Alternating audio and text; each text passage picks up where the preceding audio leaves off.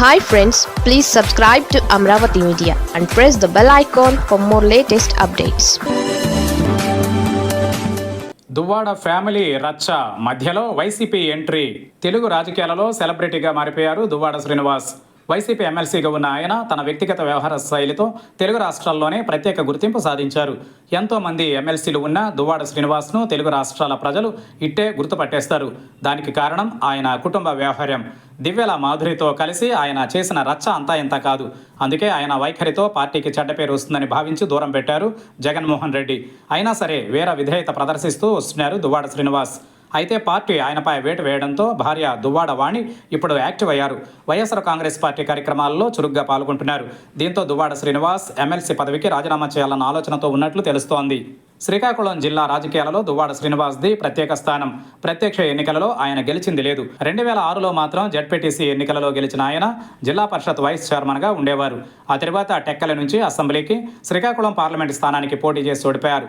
ఆ తర్వాత టెక్కల నుంచి అసెంబ్లీకి, శ్రీకాకుళం పార్లమెంటు స్థానానికి పోటీ చేసి ఓడిపోయారు. నాడు రాజశేఖర రెడ్డి ప్రభంజనంతో పాటు జగన్మోహన్ రెడ్డి వేవులో సైతం గెలవలేకపోయారు.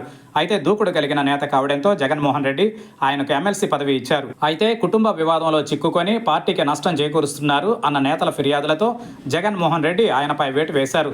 అయితే అప్పటి నుంచి టెక్కలి వైఎస్ఆర్ కాంగ్రెస్ కార్యక్రమాలలో ఆయన భార్య వాణి పాల్గొంటున్నారు.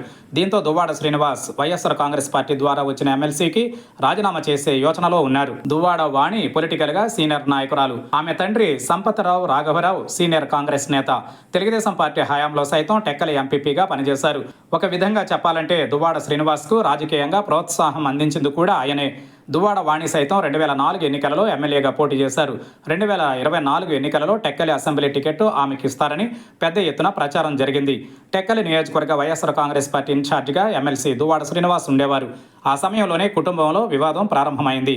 అప్పుడే దువ్వాడ వాణికి నియోజకవర్గ ఇన్ఛార్జ్ బాధ్యతలు కట్టబెట్టారు. ఆమెకే టికెట్ ఇస్తామని జగన్మోహన్ రెడ్డి ప్రకటించారు. కానీ ఎన్నికలకు ముందు అనూహ్యంగా దువ్వాడ శ్రీనివాస్ పేరు ప్రకటించారు జగన్. ఈ ఎన్నికలలో దువ్వాడ శ్రీనివాస్ ఓడిపోవడం, ఎన్నికల ఫలితాల తరువాత కుటుంబ వ్యవహారం రచ్చకెక్కడం, ప్రేయసి దివ్యల మాధురితో కలిసి ఆయన హల్చల్ చేయడం వంటి కారణాలతో పార్టీకి చెడ్డ పేరు వస్తుందని నేతలు ఫిర్యాదులు చేశారు. దీంతో వైఎస్ఆర్ కాంగ్రెస్ పార్టీ నుంచి దువ్వాడ శ్రీనివాస్ ను సస్పెండ్ చేశారు జగన్. అయితే వైఎస్ఆర్ కాంగ్రెస్ పార్టీలో తన ప్రత్యర్థులు ఈ పని చేయించారని ఆగ్రహంతో రగిలిపోతున్నారు దువ్వాడ శ్రీనివాస్. ఇప్పుడు దువ్వాడ వాణి యాక్టివ్ కావడాన్ని తట్టుకోలేకపోతున్నారు. అందుకే ఎమ్మెల్సీ పదవికి రాజీనామా చేయాలని భావిస్తున్నారు.